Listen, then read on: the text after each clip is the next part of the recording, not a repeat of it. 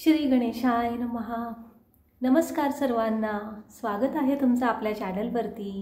आज मार्गशीर्ष महिन्यातला तिसरा गुरुवार। बघा बरं, आपली महालक्ष्मी माता किती सुंदर दिसते। भगवान गणेशजी सुद्धा बाजूला आहेत। इथे आहेत आपले श्रीहरी विष्णू। हे जे आहेत ना, श्रीहरी विष्णू म्हणजे बाळकृष्ण स्वरूपातले श्रीहरी विष्णू आहेत। हे आहेत आपले स्वामी समर्थ महाराज। मूषक महाराज पण गणपती बाप्पांच्या बाजूला विराजमान आहेत। इथे आहेत आपले हनुमानजी। आणि आपण आता महालक्ष्मी मातेची पूजा करायला सुरुवात करूया। किती सुंदर पूजा मांडणी झालेली आहे। तर आपण पोथी वाचन सुद्धा नक्कीच करायचं आहे। दिवा सुद्धा प्रज्वलित केलेला आहे।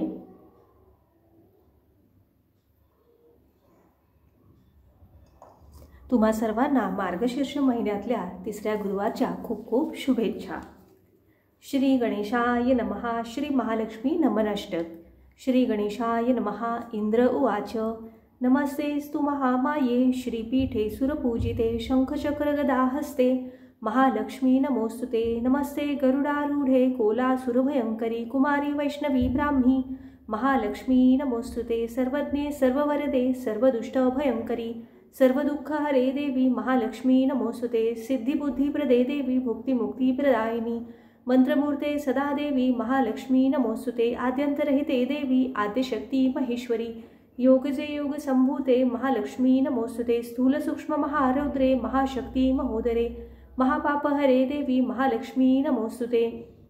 पद्मासनस्थिते देवी परब्रह्म स्वरूपिणी परमेशी जगन्मात महालक्ष्मी नमोस्तुते। श्वेतांबरधरे देवी नानालंकार भूषिते जगस्थिते जगन्मात महालक्ष्मी नमोस्तुते। जय महालक्ष्मी माता, भगवान विष्णु की जय। ओम महालक्ष्म्यै नमो नमः। ओम विष्णुप्रियायै नमो नमः। ओम धनप्रदायै नमो नमः। ओम विश्वजनन्यै नमो नमः। जय महालक्ष्मी माता। श्री महालक्ष्मी व्रताची कथा, गुरुवारची कहाणी ऐकावी भक्तांनो। श्री महालक्ष्मीच्या व्रताची कथा, गुरुवारची कहाणी। ही कहाणी वाचल्याने किंवा ऐकल्याने दुःख दारिद्र्य काळजी दूर होते। श्री महालक्ष्मीच्या कृपेने समृद्धी संपत्ती ऐश्वर्य वैभव प्राप्त होते। मनीची इच्छा पूर्ण होते। श्री महालक्ष्मीची नावे रूपे अनेक आहेत। सर्व भूतांच्या ठिकाणी ती छाया शक्ती तृष्णा शांती जाती लज्जा शांती श्रद्धा कांती वृत्ती स्मृती दया तुष्टी माता अधिष्ठात्री व लक्ष्मी अशा रूपांनी राहते। तिला नमस्कार असो। कैलासावर पार्वती, क्षीरसमुद्रात सिंधुकन्या, स्वर्गात महालक्ष्मी, भूलोकी लक्ष्मी, ब्रह्मलोकी सावित्री, गोलोकी राधिका, वृंदावनी रासेश्वरी, चंदनवनी चंद्रा, चंपकवनी गिरिजा, पद्मवनी पद्मा, मालतीवनी मालती, कुंदवनी कुंददंती, केतकीवनी सुशीला, कदंबवनी कदंबमाला, राजप्रासादी राजलक्ष्मी, घरोघरी गृहलक्ष्मी अशा विविध नावांनी श्री महालक्ष्मी ओळखली जाते। अशा सर्वांच्या परिचयाच्या व सर्वांभूती असलेल्या श्री महालक्ष्मीची ही कहाणी आहे। द्वापार युगात भारतभूतील सौराष्ट्र देशात भद्रश्रवा नावाचा राजा राज्य करी। तो पराक्रमी होता। 4 वेद 6 शास्त्रे 18 पुराणे यांचे सम्यक ज्ञान त्याला होते। त्याला सूरजचंद्रिका नावाची राणी होती। राणी देखणी सुलक्षणी व पतिव्रता होती। त्या दोघांना 7 पुत्र व त्यांच्या पाठीवर एक कन्या झाली। कन्येचे नाव ठेवले होते श्यामबाला। एकदा महालक्ष्मीच्या मनात आले आपण त्या राजाच्या राजप्रासादी राहावे, त्यामुळे राजा अधिक सुखी होईल व प्रजेला अधिक सुख देईल। गरीबाकडे राहिले तर तो सारी संपत्ती स्वतः करताच खर्च करेल। म्हणून महालक्ष्मीने वृद्ध ब्राह्मण स्त्रीचे रूप घेतले व ती काठी टेकत टेकत सूरजचंद्रिका राणीच्या महालासमोर उभी राहिली। म्हातारी असली तरी ती तेजस्वी दिसत होती। तिला पाहताच एक दासी पुढे आली। दासीने वृद्ध ब्राह्मणीची नीट विचारपूस केली। वृद्ध ब्राह्मणीचे रूप घेतलेली श्री महालक्ष्मी माता म्हणाली, बाळ, माझे नाव कमळा, माझ्या पतीचं नाव भुवनेश, आम्ही द्वारकेला राहतो। तुमची राणी पूर्वजन्मी एका वैश्याची पत्नी होती। तो वैश्य फार दरिद्री होता। रोज त्या दोघांची भांडणं होत। मग नवरा तिला खूप मारझोड करी। या जाचाला त्रासलेली ती वैश्यपत्नी कंटाळली आणि घर सोडून गेली। राणी वनी उपाशी भटकू लागली। तिची ती दशा बघून मला तिची दया आली। धनसंपत्ती सुख व समृद्धी देणाऱ्या श्री महालक्ष्मी व्रताची मी तिला माहिती सांगितली. माझ्या सांगण्याप्रमाणे तिने महालक्ष्मी व्रत केलं. तिला महालक्ष्मी प्रसन्न झाल्यामुळे तिचं दारिद्र्य संपलं. तिचं घर संतती, संपत्ती व समृद्धीनं भरलं. तिच्या जीवनात आनंदी आनंद झाला. पुढे ते पती पत्नी निधन पावले. लक्ष्मी व्रत केल्यामुळे ती दोघं लक्ष्मी लोकात वैभवात राहिली. त्यांनी जितकी वर्ष श्री महालक्ष्मी व्रत केलं तितकी 1000 वर्ष त्यांना सुखोपभोग मिळाले. या जन्मी त्यांचा जन्म राजकुळात झालेला आहे, पण त्या राणीला लक्ष्मी व्रताचा विसर पडला आहे. त्याची आठवण करून देण्यासाठी मी मुद्दाम आले आहे. वृद्धेचे ते बोलणे ऐकून दासीच्या मनात जिज्ञासा उत्पन्न झाली. तिने वृद्धेला नमस्कार केला व म्हणाली, माताजी, मला त्या व्रताची माहिती व पूजाविधी सांगा. वृद्धेच्या रूपातील महालक्ष्मीने दासीला लक्ष्मी व्रताची माहिती सांगितली व महिमा सांगितला. मग ती दासी त्या वृद्धेचे उपकार मानून व तिला नमस्कार करून राणीला निरोप सांगण्यासाठी अंतःपुरात गेली. राजवैभवात लोळणाऱ्या त्या राणीला आपल्या ऐश्वर्याचा फार गर्व झाला होता. संपत्तीमुळे व सत्तेमुळे ती उन्मत्त झाली होती. म्हातारीचा निरोप ऐकून ती रागारागाने व तावातावाने आली आणि त्या वृद्ध ब्राह्मण स्त्रीला फटकळपणे बोलली. तिला धक्काबुक्की केली. ती वृद्ध ब्राह्मण स्त्री म्हणजे प्रत्यक्ष लक्ष्मीच होती हे काही राणीला कळले नाही. राणीचा तो उद्धटपणा पाहून महालक्ष्मीने तेथे न राहता स्वस्थानी जायचे ठरवले. ती राजद्वारातून निघाली. वाटेत तिला श्यामबाला भेटली. श्यामबालेला सगळी हकीकत कळली. तिने त्या वृद्ध ब्राह्मणीची क्षमा मागितली. तेव्हा श्री महालक्ष्मीला तिची दया आली. तिने श्यामबालेला लक्ष्मी व्रताची माहिती सांगितली. तो दिवस होता मार्गशीर्ष महिन्यातील पहिला गुरुवार. राजकन्येने महालक्ष्मीचे व्रत सांगितल्याप्रमाणे भावभक्तीने केले. त्यामुळे सिद्धेश्वर राजाच्या मालाधर या राजपुत्राशी तिचा विवाह झाला. ती पतीसह राजवैभवात नांदू लागली. इकडे मात्र महालक्ष्मीचा कोप झाल्यामुळे भद्रश्रवा आणि राणी सूरजचंद्रिका यांचे राज्य, ऐश्वर, वैभव सर्व गेले व त्यांची अन्नान्न दशा झाली. एके दिवशी सूरजचंद्रिका आपल्या पतीला म्हणाली, आपला जामात राजा आहे, खूप श्रीमंत आहे, त्याच्याकडे जा, आपले हाल सांगा, त्याला दया येईल, तो आपल्याला सहाय्य करील. त्याप्रमाणे भद्रश्रवा जावयाच्या राज्यात आला. तो तळ्याच्या काठी बसला असताना पाणी नेण्यासाठी आलेल्या श्यामबालेच्या दासींना तो दिसला. त्याची राजलक्षणे जाणून दासींनी त्याचे नावगाव विचारले. तो श्यामबाला राणीचा पिता आहे हे कळल्यावर दासी धावत धावत श्यामबालेकडे गेल्या.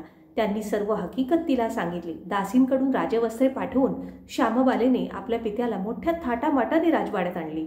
आदर सत्कार केला. नानापरीचा पाहुणचार केला. तो परत जायला निघाला तेव्हा तिने हंडा भरून धन दिले. भद्रश्रवा घरी आला.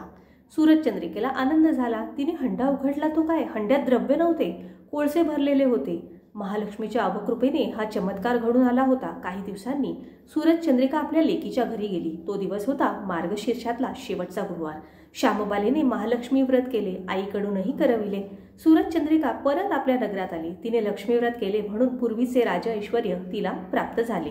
पुढे काही दिवसांनी श्यामबाला माहेरी आली, परंतु बापाला कोळसे दिले व आपल्याला काहीच दिले नाही. हा राग सूरजचंद्रिकेच्या पोटात खतखतत होता. म्हणून श्यामबालेला कोणी विचारले नाही. तिचा अपमान झाला, परंतु आईवर न रागावता ती तेथून निघाली. निघताना तिने तिथले थोडे मीठ बरोबर घेतले. आपल्या राज्यात राजगृही आल्यावर पतीने तिला विचारले, माहेराहून काय आणले? ती म्हणाली, राज्याचे सार आणले. पती म्हणाला, म्हणजे काय? पत्नी म्हणाली, थोडं धीर धरा, म्हणजेच कळेल. त्या दिवशी तिने सर्व जेवण अळणी करायला सांगितले. नवऱ्याला तिने सर्व जेवण वाढले. त्याला सर्व जेवण अळणी लागले. मग तिने ताटात थोडे मीठ वाढले. पदार्थात ते घालताच जेवण रुचकर लागले. हेच ते राज्याचे सार. श्यामबालेच्या पतीला तिचे म्हणणे पटले. मग त्या दोघांनी हास्य विनोद करून जेवण पुरे केले. अशा रीतीने जे कोणी हे महालक्ष्मी व्रत श्रद्धेने करतील त्या भक्तांवर महालक्ष्मीची कृपा होईल. सुख, समृद्धी व शांती यांचा लाभ होईल. सकळ मनोरथे पूर्ण होतील. मात्र श्रीमंती आल्यावर उतू नये. महालक्ष्मीचे व्रत करायला चुकू नये.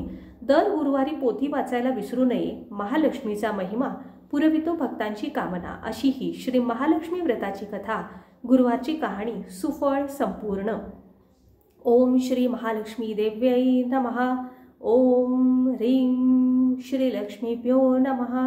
ओम शांती शांती शांती. श्री महालक्ष्मी देवतार्पणमस्तु. जय महालक्ष्मी माता.